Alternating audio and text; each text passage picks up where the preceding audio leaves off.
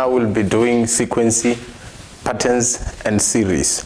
So what is sequency? What is pattern? What is series? What is the difference between the three? A sequency is in numbers usually.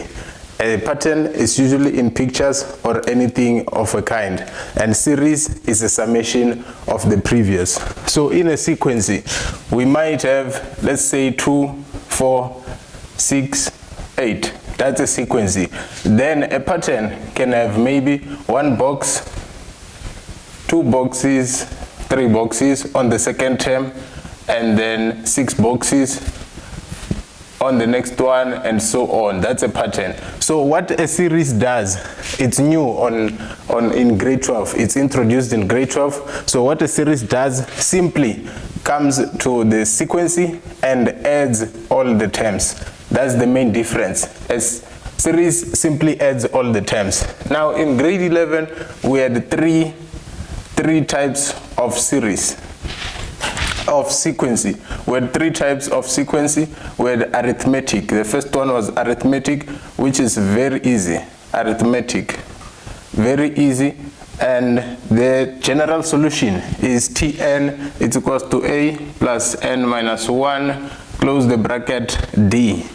A being the first term, n being number of terms, and d being the difference.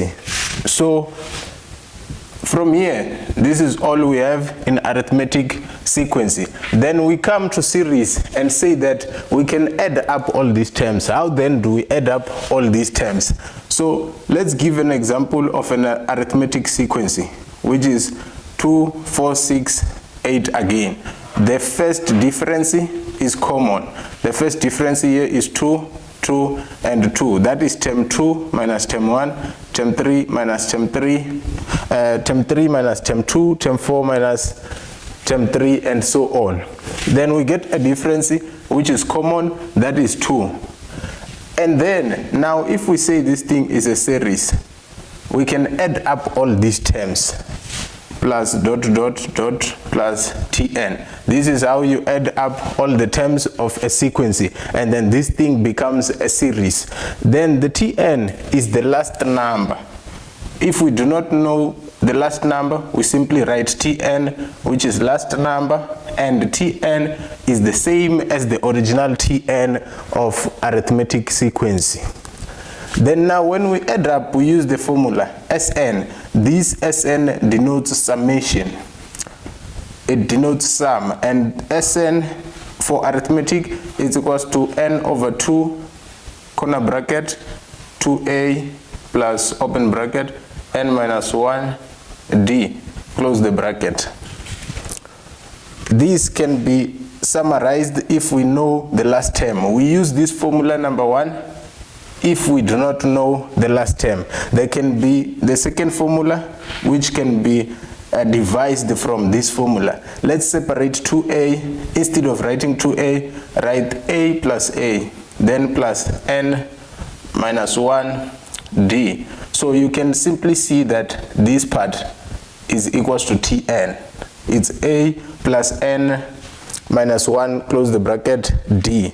So that can also be written as n over 2 open bracket a plus l. Why L? Because L is equals to Tn. So if we know the last term, we are allowed to use this formula. If we know the last term, we use the formula number 2. If we don't, we use formula number 1 to sum up the terms of all the sequences. And n is still the same thing. N is number of terms, still the same. And then D is the same thing, is the difference. A is the same thing, it's the first term. Everything is the same. The formula, all you need to know is the formula, and you can get your sum of that arithmetic sequence. Now let's check geometric, because geometric is also the same. It's very similar with arithmetic. Geometric sequence and the series. So in geometric we have Tn, the nth term, as a r index n minus 1. A being the first term again, r being the ratio, which is term 2 divided by term 1, term 3 divided by term 2, and so on. So the difference between geometric and arithmetic is that in arithmetic we subtract to get the difference. In geometric we divide to get the ratio. That is the only difference. Everything else is the same. So A, first term, R, ratio, N, number of terms. So the ratio, now let's give an example and say 2, 4, 8, 16. That's a double of each term. So if I say term 2 over term 1, that is going to be 4 over 2, which is 2. Term 3 over term 4 over term 2, I mean, it's equals to 8 over 4. That is going to give us 2 once again. And that is a common ratio. Then we can decide that we have a common ratio of 2. R is equals to 2. That is your geometric sequence. And then we can do it again. We can add these terms. We can add these terms, dot dot Tn. Tn, once again, is the last term, but then it's not useful in geometric. In geometric, we do not have a formula that accommodates the last term. It's only in arithmetic that we use that one. So the formula for Sn here, for summation, Sn is equals to A, open bracket, 1 minus R, index n, close the bracket, over 1 minus R. And there's a condition. When do we use this formula? We use this formula if R is 1 minus R, R needs to be less than. If R is less than 1, we use this formula so that inside the bracket we do not have a negative value and we do not divide by a negative value. We are avoiding that. And then we have another formula which we can use when R is greater than 1. So the difference between the formula is inside the bracket and on division. 1 minus R, 1 minus R, R minus 1, R minus 1. That is the main difference. We use this one if R is greater than 1 so that we can have a positive value inside the bracket and a positive value on the denominator. And then now A is the same thing once again. First term, R, ratio, N, number of terms. As simple as that. And then in geometric, we can have a series that is up to infinity, sum to infinity, a series that never ends. It converges. It gets smaller and smaller and smaller and smaller, but never ending. That's a converging series. So if a series is converging, the sum to infinity is A over 1 minus R. And then R has to be between 1 and negative 1. If R is between 1 and negative 1, then we know that this thing is a converging series. There is a converging series and a diverging series. Converge. If a series is converging, it's never ending. The terms get smaller, smaller, smaller, and smaller, but never end. And then the opposite of that series is called a diverging series. Divergency. A series that diverges, it gets bigger and bigger and bigger, and then eventually it gets to an end. So then from there, if you have all this, all you need is your number of terms. How many terms am I supposed to add? The first term, the ratio, you put in the formula, you get your sum. As simple as that. Then now, let's go to geometric, not geometric, quadratic. We have quadratic pattern, but in quadratic pattern, we do not have the summation. We do not have a series of quadratic. It's only the pattern, and it was done in grade 11 also. So we're going to repeat this. Arithmetic and quadratic, we're repeating this in grade 12. That is free marks. We must accumulate those marks. Geometric is introduced in grade 12. It's new, but then the concept is the same. The difference is just division. It's the same as arithmetic. The difference is just that we divide to get the common ratio. So now let's do quadratic. quadratic sequence. The quadratic sequence is a bit challenging for some learners, but then once you get it, it's very easy. Quadratic sequence. So quadratic sequence is the same as quadratic equation, the same as the parabola.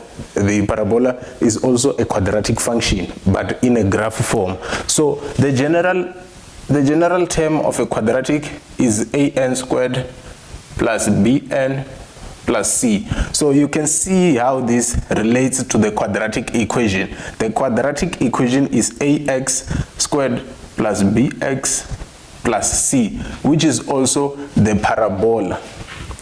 So this thing all is the same. The difference here is just x and n is the same thing. Then we can devise formulas to get the value of a, the value of b, the value of c. Unfortunately, in the quadratic sequence, a is not the first term. It has a formula. How do we get a then? So in quadratic, we have second difference as common. We have the second difference as common, and then the second difference divided by 2 will give us a. Then how do we get b? We have a formula to get the value of b. So we simply say that 3a plus b is equals to term 1 of first difference. Term 1 of first difference. Then because we have a at this moment, we can come here, substitute a, and substitute term 1 of first difference, then solve for b. Then this can also be written as b is equals to term 1 of first difference minus 3a. Then we substitute the value of a. And then we're left with only c now. To get c, we use a plus b plus c is equals to term 1 of the sequence. This term 1 now is of the sequence. So because at this point we have a and we have b, we come and substitute a and b and the first term of the sequence, then solve for c. So we can simply write this formula as c is equals to t1 minus a minus b. So you can memorize them in this manner. They are very straightforward in that manner. And then after you get your a, you get your b, you get your c, you come back to your tn, the nth term, the general solution of the sequence, and then you substitute a, b, and c. You write it in standard form and you get full marks. As simple as that. That is the quadratic sequence. And then now on series, we have summation in the way we showed in arithmetic and geometric. We have summation denoted by Sn, but the series can also be denoted using sigma notation. So the sigma denotes a sum. It's a summation of the sequences of the terms, a summation of the terms. So the sigma can be written in this form. And then in front of the sigma, we expand the series. We expand the series. Let's say we have this one, 2, 4, 6. We're going to write here 2, 4 as summation, 6, summation, dot, dot, summation, and then the last term. In sometimes the last term can be known. They can come here and write maybe 20 or 50, any number, that is the last term. Then now, what does k is equals to 0 mean? What does n denote? What does this one mean? So n on top of the sigma, the top number is the last number to substitute. The last number to substitute, which is the last term. Last number to substitute. And then on the bottom is the first one. This is the first number to substitute. So where do we substitute these numbers? We substitute them on the nth term. So in front of the sigma, there will be a general solution. It won't be written as Tn, it will be written maybe as 3a plus 6, whatever the case may be. Or if it's geometric, let's say 3 into 6, index n minus 1, whatever the case. And then when you want to expand, you go to your Tn that is given, put the first number which is here. It can be 0, it can be 1, 2, 3, or any number. Then you put that number on the term, you get the first term. You continue. If it's starting, let's say it's starting at 0, which means the first term I'm going to substitute 0, the second one 1, 2, 3, and so on. If I'm starting k is equals to 4, then the first term I'm going to substitute 4. Then I substitute 5, I substitute 6, I substitute 7, and so on. Then this will give me my terms. When I substitute, I get my terms. I get term number 1, 2, 3, and so on. Then, how do I know how many terms are in this sequence? Now, let's give an example. From 0 to 10, how many numbers do we have from 0 to 10? The answer is 10 minus 0 plus 1. We have 11 numbers from 0 to 10. Then this is summarized mathematically in sigma language to say that top number minus bottom number plus 1. So when you get your sigma, you want to check how many numbers do you have. Why do we want to check? Because we want to write Sn, sum. We want this sum. How many terms are we adding? This is how we get it. We get how many terms are we adding? Top number minus bottom number plus 1.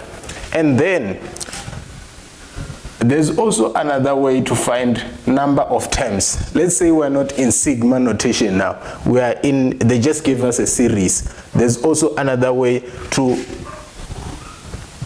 get number of terms. This way is getting number of terms, but what if we do not have a sigma notation? How do we get number of terms? To get number of terms, you go and say Tn is equals to L.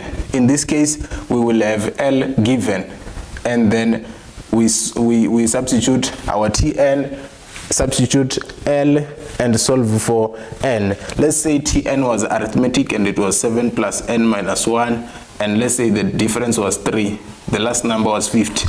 So you come and substitute your Tn, you substitute your last number.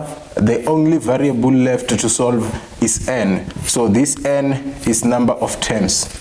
Then we use the sum Sn of that sequence, of that series. If it's arithmetic, we use the formulas we indicated previously. If it's geometric, we do the same thing. And that, my friend, is theory of sequence, patterns, and series. This is all you need. If you know this, you are ready to attack the questions.